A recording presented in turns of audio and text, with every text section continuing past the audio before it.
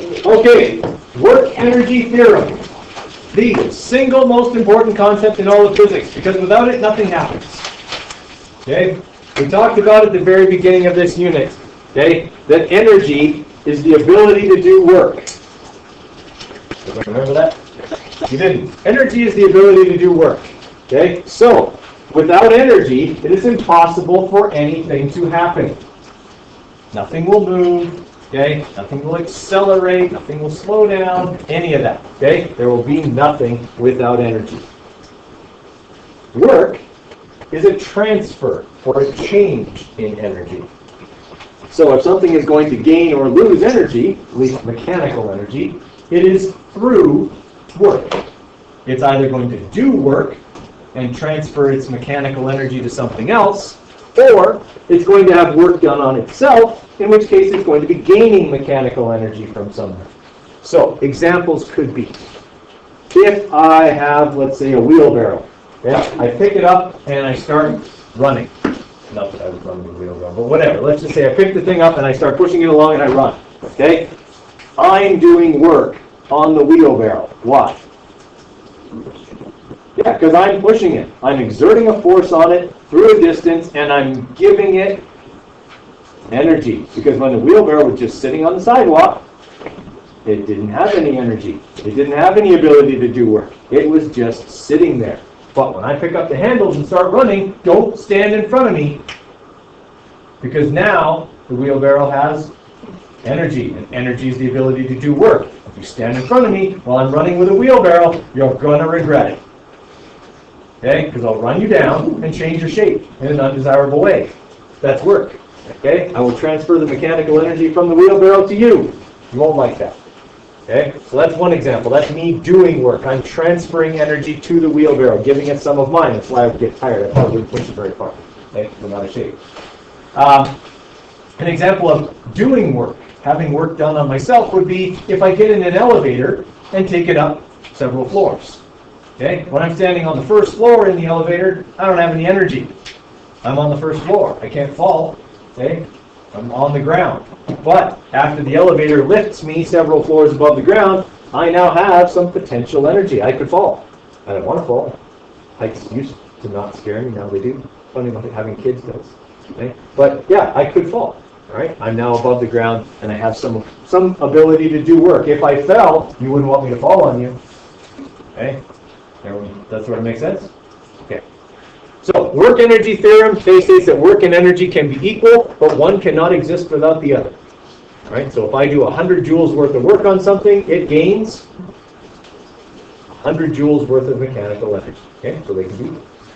All right, we're going to also look at kinetic and potential energy. We talked briefly about those. We're going to go into much more detail about those now. Okay, and understand the relationship between force and work. All right, so we're looking at some of those relationships there. Okay, so energy is measurable, okay? Or at least we can calculate it. We have ways to kind of measure it. Specifically, energy is, as we said, a measure of an object or system's capacity to do work. Right? So, energy is a measure of an object or system's capacity to do work. Okay? If you hold a brick in your hand, it has the potential to fall. Okay? Hit your feet. Break your toes, okay? Something like that. Right? Work is the transfer of energy from one object or system to another. Specifically, we mean mechanical energy. Okay? Work is a transfer of mechanical energy.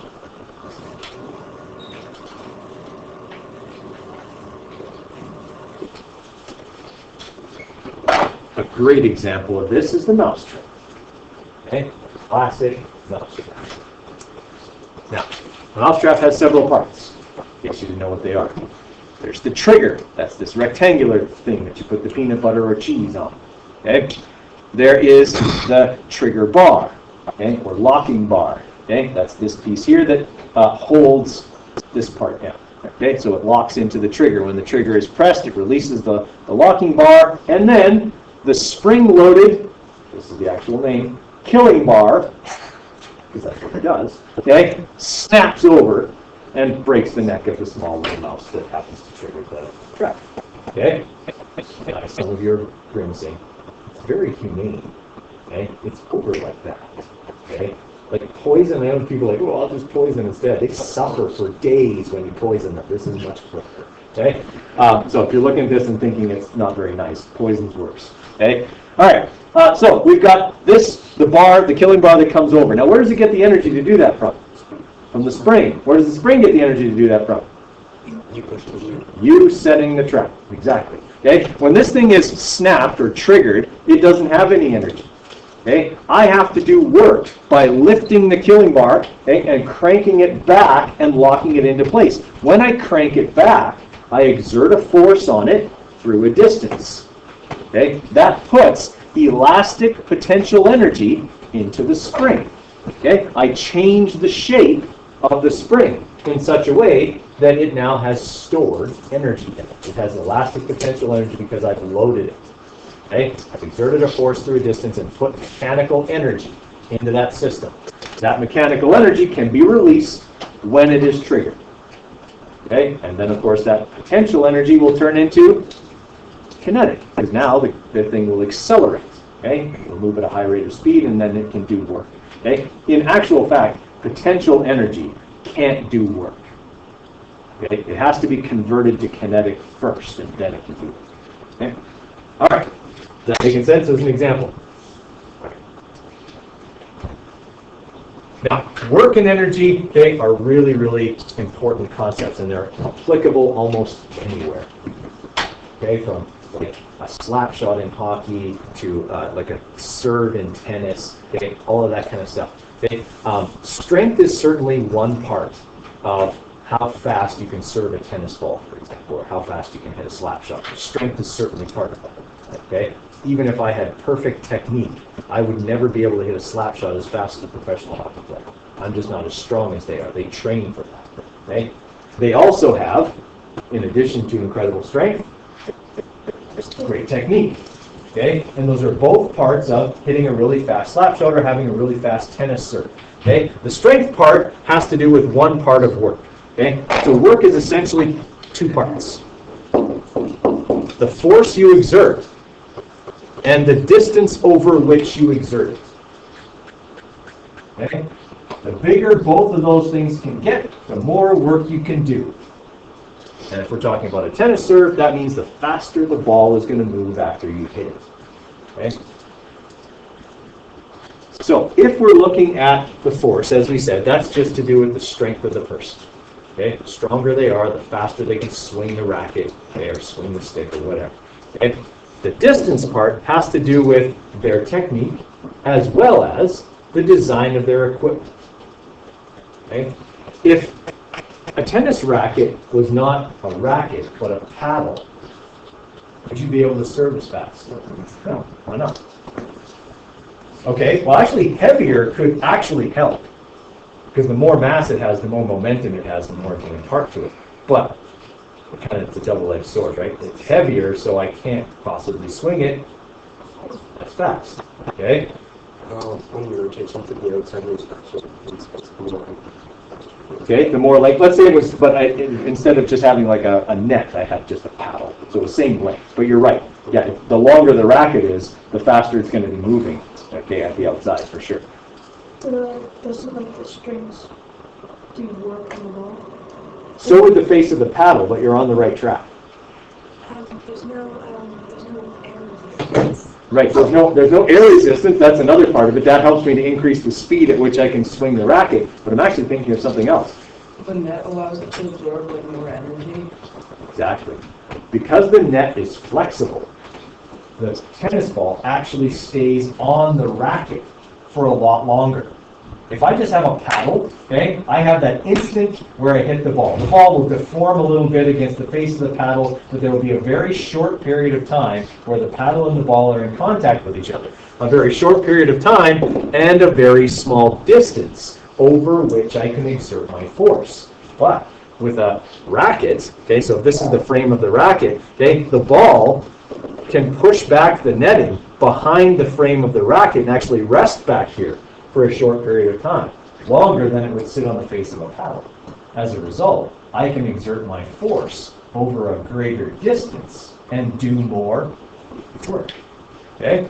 So this is where, like, essentially the design of many things in sports comes from. Okay? Making lighter rackets with more elastic or better elastic in the netting. Okay? Making hockey sticks that are more flexible. Okay? Like back in the day when I was a kid, everybody's stick was the same. Everybody's stick was a chunk of tree. Okay? It was made out of wood, and you could swing it only so fast, and it was heavy. Okay? And it wasn't very flexible. Now, okay, so if I look at like an old hockey stick, okay, when I would hit a puck with an old hockey stick, this would be about the arc over which the puck would be in contact with my stick, because the stick wasn't very flexible. Right? Now, with a modern composite stick, okay, instead of being straight like this, the stick can actually bend. Right? Which means you can make contact with the puck way over here, and as long as the puck is on your stick, you're exerting force on it. Okay? Well, not only does that stick bend in this direction, but once you get over here, it's elastic. So it whips, and it continues to stay in contact with the puck. Okay? Look at the distance over which I can exert my force with a modern stick.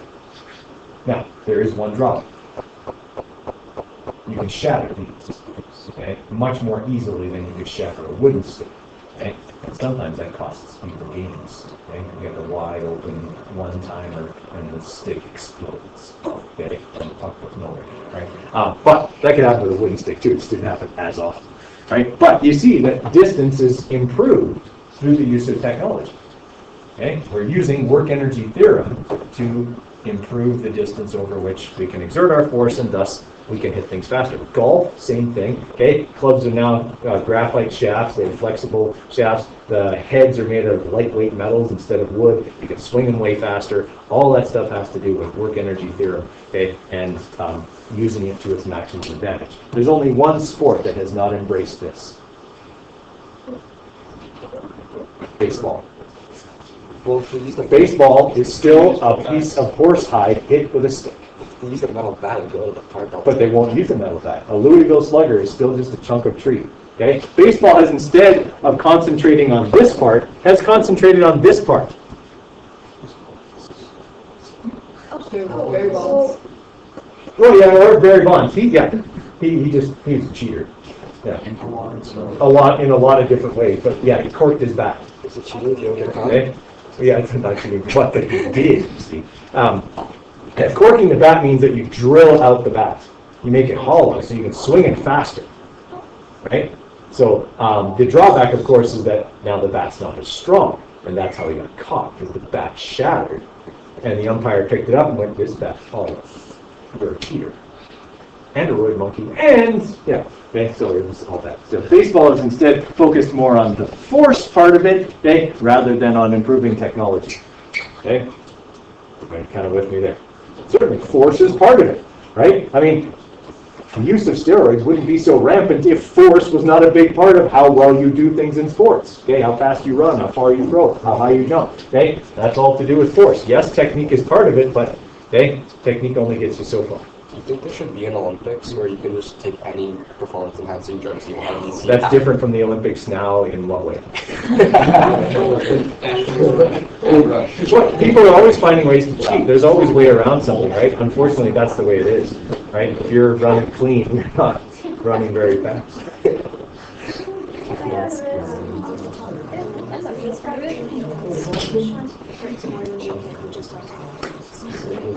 Partially.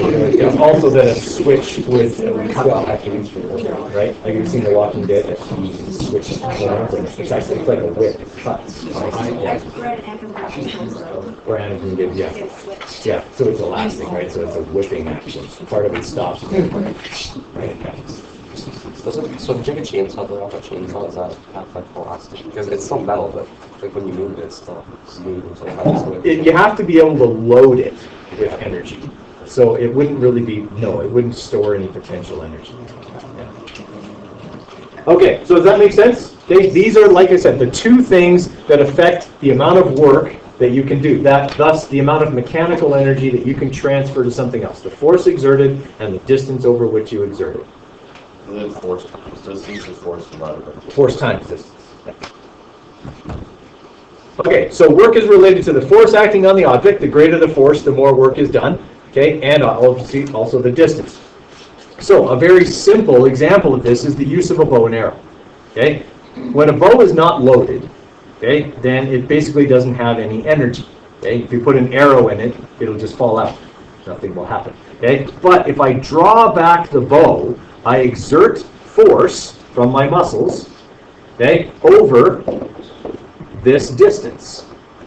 Okay, that loads the bow with what kind of energy? Potential, elastic potential energy. I've changed the shape of the bow by pulling the two ends of it together. Okay, now it wants to snap back to its original shape. If I let go of the string, okay, then the two ends will snap back to their original position, pulling the string forward, doing work on the arrow, and firing it out. Okay, so it's a very simple work energy theorem type of situation. Okay, in fact, from here I could figure out how fast the arrow would go. Okay, because the work I do here would equal the kinetic energy that the arrow would have when it leaves the bow. So I do work on the bow, put energy into the bow, and then the bow takes that energy and transfers it to the arrow. I don't actually do any work on the arrow. I did my work on the bow. Okay? The bow is more efficient at transferring that energy to the arrow than I would be. Okay? If it was more efficient to just transfer energy directly to the arrow, I'd just pick it up and throw it. Okay? Obviously that's not the case. Okay? It's easier for me to do work on something big and have that something big transfer it to something small. Okay?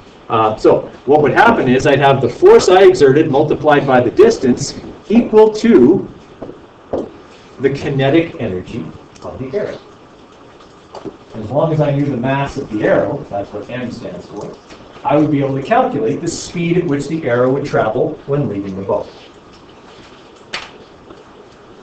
Okay, so when we do work, it's going to change the energy of something else. Okay, and that's what we're saying here. The work that I do will change the kinetic energy of the arrow from 0, because it'd be in the bow, not moving, to whatever value it would have when it leaves the bow. Okay, everybody all right with that? So very technically, what we say, work energy theorem, if I state it mathematically, looks like this. Work is a change in mechanical energy, which we calculate as EF minus EI. Okay, so work is the change in mechanical energy. I subtract the initial energy from the final energy, and I have the work done by me or whatever is doing the work.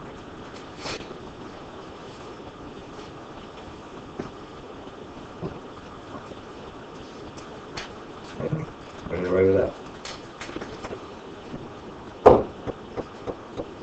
All right, now, forces, okay, are pushes or pulls. Okay, that's the definition of a force. A force is a push or a pull. Okay, forces act on objects that have mass, and they cause masses to accelerate. Okay, that's Newton's second law. Okay, so this formula here, F equals m times a, is Newton's second law. We're never going to use it to calculate anything. We just need to recognize it for now. It's huge in physics 1. Okay? But for now, we just need to know what it is. Okay? So Newton's second law says the more force you exert, the more the object will accelerate. That sort of makes sense, right? I mean, if I give somebody a little push, they hardly move at all. If I wind up and two-hand them, okay, then they're going to move a lot more. Okay, I exert more force, they accelerate a lot more. Okay, now, the opposite is true if we're talking about mass. Okay? If I have one person who's really small and I give them a two-handed push, they'll move. If I put a sumo wrestler in front of me and give them a two-handed push, I will bounce off. Okay? I'll go backwards. Yeah. I mean, the sumo wrestler will go, what was that, slide? Yeah. But they'll still have some kind of acceleration. But it'll be a lot smaller because their mass is a lot bigger. Okay, so that's what we're seeing with this diagram here. Okay, if I have this guy and he's using his golf club in a proper way, okay, to hit a golf ball, so he winds up and swings as hard as he can. He exerts this amount of force on a very small mass. The ball will accelerate. And the acceleration will be big. Yeah, we'll have a massive acceleration. Now, if, for whatever reason, okay, he decides to do exactly the same thing, but instead of hit a ball, hit a truck, okay, he's hitting a much bigger mass. So the acceleration will be very, very small. Now, it's usually at this point where people go, the truck isn't going anywhere. The truck's not going to move at all, Coder. It's not going to roll. You're right. It's probably not going to slide, but it's going to move. Okay? I'm still going to do work on this truck. I'm just not going to get the whole truck to move together. Okay? But if I'm standing at the front of this truck when he hits it, do I know when he hits it? Okay. If I have my hand on the front of the truck, can I feel it?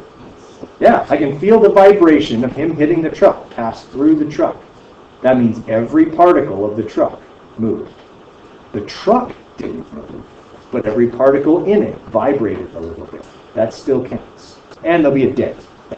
Okay, that also counts. It changed the shape of the truck. Those particles definitely moved. Okay, that part of the truck moved. Okay, just not the whole truck. Everybody all right with that idea?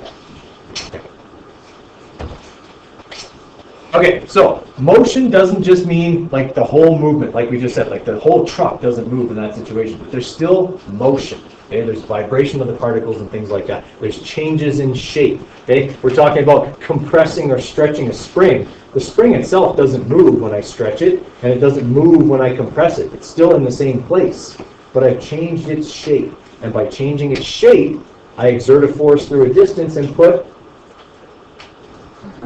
mechanical energy into it, right? Okay, I give it some of my mechanical energy.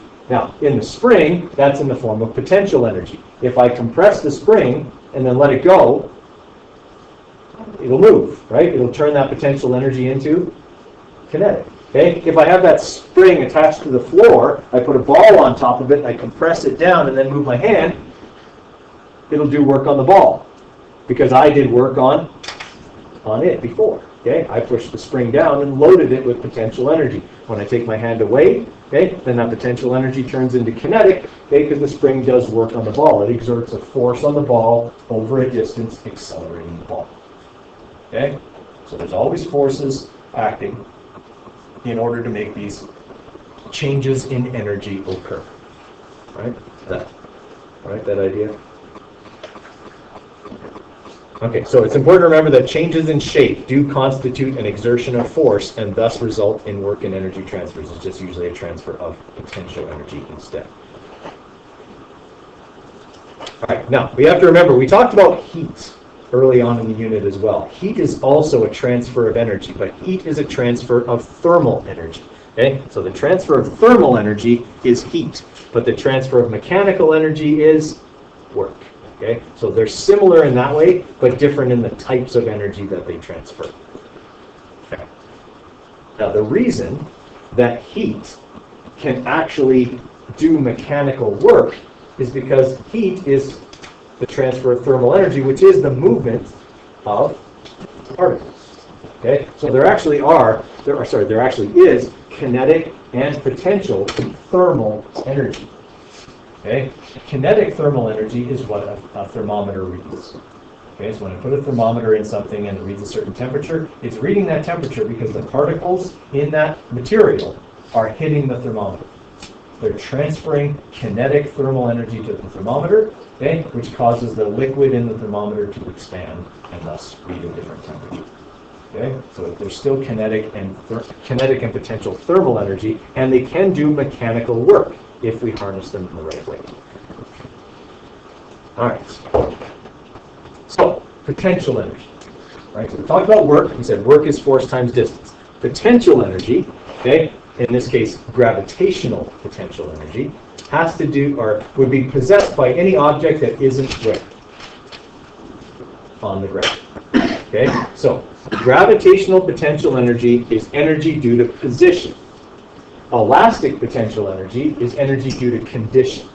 Okay? If you're stretched or compressed and you have the ability to snap back, then you have elastic potential energy. Okay? If you're above the ground, you have the ability to fall. So you have energy due to your position, and that's gravitational potential energy. Okay? So with Wile E. Coyote, that's this guy, Okay? He often uses gravitational potential energy as part of his traps for the roadrunner, dropping the anvil, like in today's quiz question.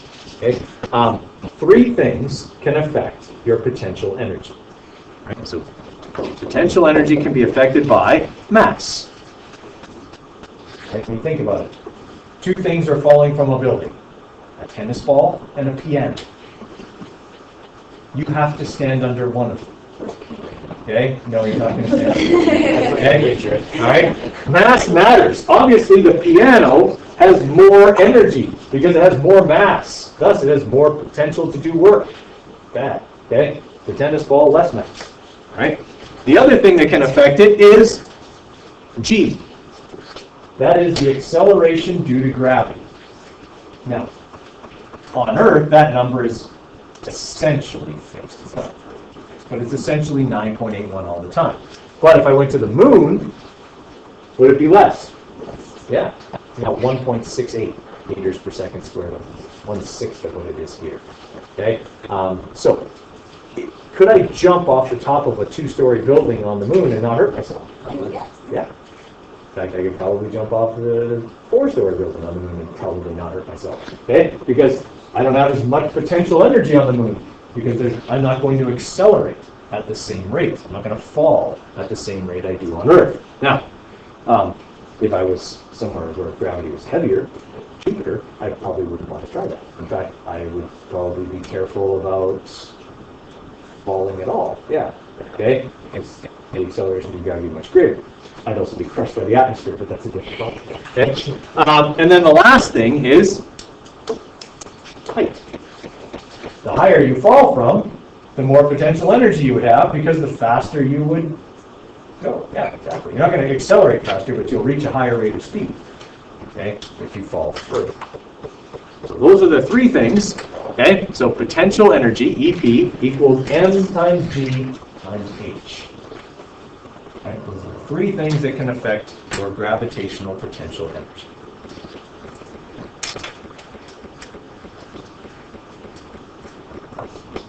Now, how do I give something potential energy?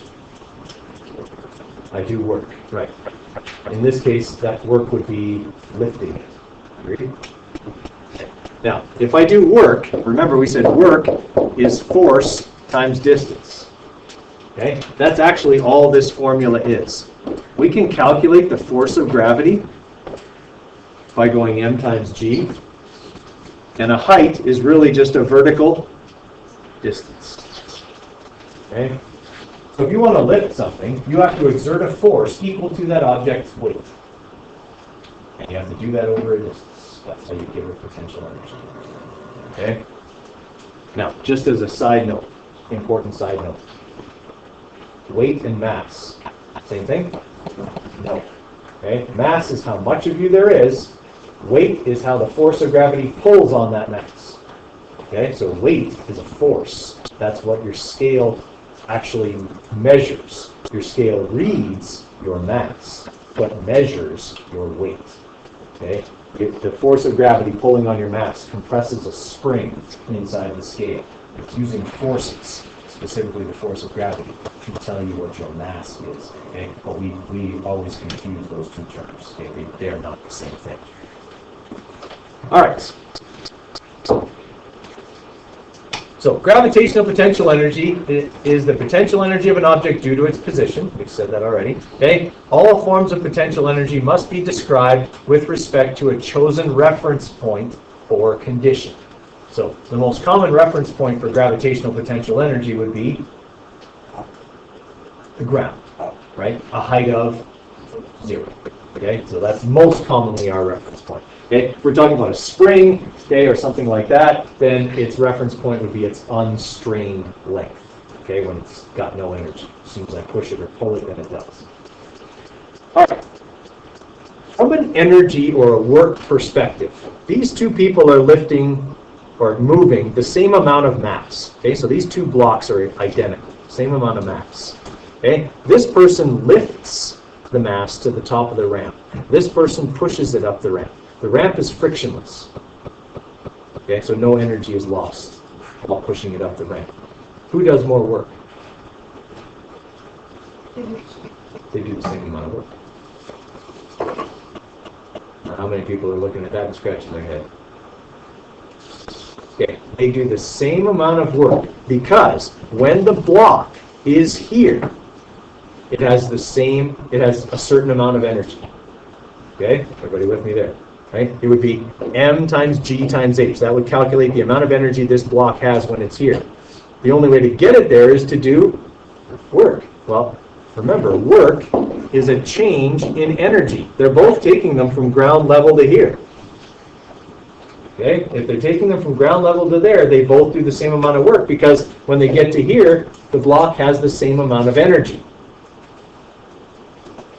So what advantage is there to using a ramp? It's not less work, it's... So you're just exerting, it takes longer for it to get there, so you're doing less work for a certain amount of time. You're on the right track. It's not less work though. You exert less force over You exert less force over a greater distance. Remember, work is force times distance. So this distance is shorter than this distance. This person has to exert more force than this person. Okay? The ramp supports a lot of the weight of this block. So they don't have to support it. They just have to move it up the ramp. Okay? That's the whole purpose of the inclined plane. That's why it's the simplest machine. It makes work easier. It doesn't make less work. Okay? You or I may not be strong enough to lift this block to the top, but we'd probably be strong enough to push it up the ramp. Okay? So the ramp makes work easier. It doesn't make less work. Okay? I'm all right with that idea. I cannot remember a time where I did not ask a question similar to that on a unit exam. Okay? About this idea that work is a transfer of energy, and regardless of how you do it, getting something to the top of a ramp is the same amount of work. Push it, pull it, lift it, doesn't matter. You change the energy by the same amount. So you do the same amount. Okay? Super important to remember that. Is that it's more? You have to apply less force on it. Okay, so a screw is an inclined plane, but it's wrapped around an axis, right? So it enables you to, I guess, use less force because you don't have to swing a hammer at it, but it also is more likely to hold its place than a nail because of the nature of its shape. So there's a dent. Yeah, a screw technically isn't easier than a nail, right? Like if you can swing a hammer, pounding a nail is easier than putting it in a screw. Yeah. And then if you're using a hammer, you use a drill or a screwdriver. Yeah.